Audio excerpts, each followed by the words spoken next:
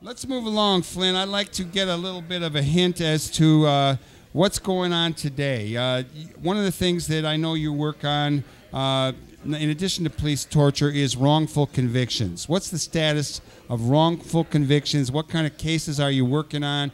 What should people know about wrongful convictions in Chicago and beyond? Well, Chicago and Illinois has had many wrongful convictions and many people exonerated, both off of death row and out of the prisons, because of the fact that the DNA or other evidence has come forward to show that they were the wrong person or persons that were convicted. And what we see in a lot of these cases is that it's no accident that the wrong person is convicted. Either they had a confession tortured from them, the police built a case against them when they were in fact innocent, that the detectives decided early on that this was the person who did it without evidence and then built a case around them.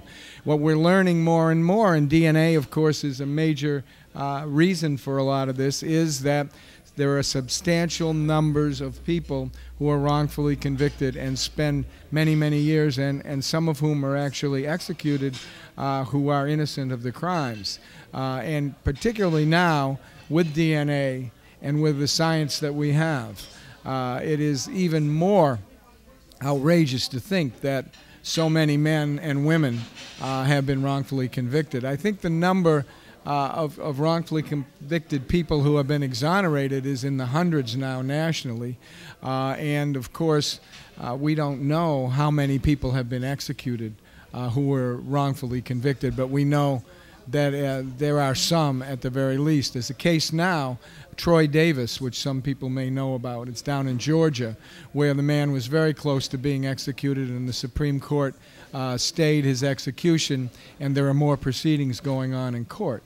But for every Troy Davis, there are probably 10 or 20 others across the country on death row or in the prisons who have the same kinds of serious cases. You know, on the whole DNA question, you know, I got to admit, I do watch CSI and in various incarnations, and I'm a little challenged on that, given the CBS's role in the kind of ads they'll show at the Super Bowl, and also their refusal to show a normal ad on their billboard in Times Square now.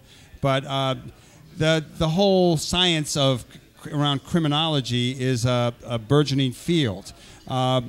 Some states and some locales have been better about accepting DNA evidence. Some places resist it. How does Illinois fit into that picture? Well, Illinois does have a statute that you can, under certain circumstances, have a DNA test, and the state will pay for it. I think you refer to perhaps Alaska. There is a case that the Supreme Court just decided that a man, even if he were to pay for his DNA test, that the Supreme Court found that it was not a constitutional right to have a DNA test to show or try to show your innocence. So the Supreme Court, not surprisingly, has not been in the leadership in terms of DNA and exonerations and dealing with the issue of innocence. We have a very frightful Clinton-era habeas corpus provision, which makes it extremely difficult, even if you are innocent, to bring a habeas corpus petition if, in fact, it's out of time. So there are a lot of law and order type of bars that have been put up with regard to attempting to show your innocence.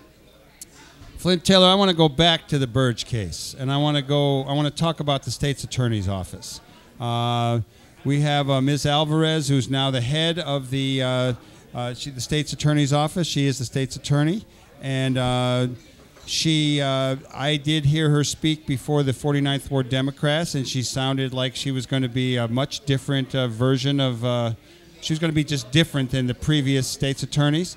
That does not appear to have been the case. They were written in the New York Times not too long ago. She was trying to go after the students of Dave Protest, the professor at Northwestern who helped to find out some of the irregularities in these death penalty convictions. And she has, on a number of fronts, certainly been a long way from being a progressive. Talk a little bit about Ms. Alvarez and the state's attorney's office and its improprieties at this time? Well, unfortunately, the progressive community split back when during the state's attorney's election. There were two good progressive candidates, Larry Sufferton and Howard Brookins, one African American and one white. Unfortunately, they split the vote, and Alvarez walked in to the job. She was a lieutenant of Devine, and Devine, we all know, was anything but a progressive and was very reactionary with regard to criminal justice issues and police torture, wrongful convictions, all of that. So all of us who actually had seen her in operation and knew where she came from were very concerned when she got elected. And she has proven to be more of the same with regard to what Daley and Devine did for many years in the past as the state's attorney of Cook County. Now, specifically with regard to Dave Protest, some of your listeners may know what he and his students have been heroes in the wrongful conviction fight for over a decade, starting with the Ford Heights 4 case, where they, in fact, not only showed that the Ford Heights 4 were wrongfully convicted, but found the actual persons who committed the murders and got them to confess. And since then, Dave has been using his students in a very progressive way to investigate cases that he and they identify as cases of wrongful convictions or potentially wrongful convictions. Of course, the state's attorney of Cook County doesn't like Dave Protest and his students for that very reason. And in a recent case, the state's attorney decided to make an example of Dave and his students, and in a very outrageous and unusual move, strange, all of that, decided that they were going to, because Dave's students gave a witness who had come forward and testified favorably for the wrongfully confused, confused and convicted, convicted and then confused man, that the students had given this man $60 for a cab ride. And so they were trying to say that the $60 was in fact to buy his testimony and that he used it for drugs. And so not only did they want everything having to do with that witness and everything to do with what the students investigated, but they also decided they wanted the students' grades because their theory was that they got a better grade if they got evidence to support innocence. And it was just a witch hunt, and is a witch hunt that, as you said, was so outrageous that it even interested the New York Times, which doesn't write too much about Chicago, as we all know. And it's just, yes, it's more of the same. In some ways, it's even more outrageous than some of the things that Devine has done. I'm sure that Dave, the strong and warrior, really, that he is, will come out of it all right, but we all need to know about it and support him and his students, because the ultimate effect is when you have idealistic students who want to do the right thing and they have a professor that helps them to learn about real life and real justice and the real justice system, if you have a state's attorney subpoenaing them and threatening to prosecute them, that is as chilling as it can be, on not only on academia but on the right to learn and for students' right to in fact have a good education.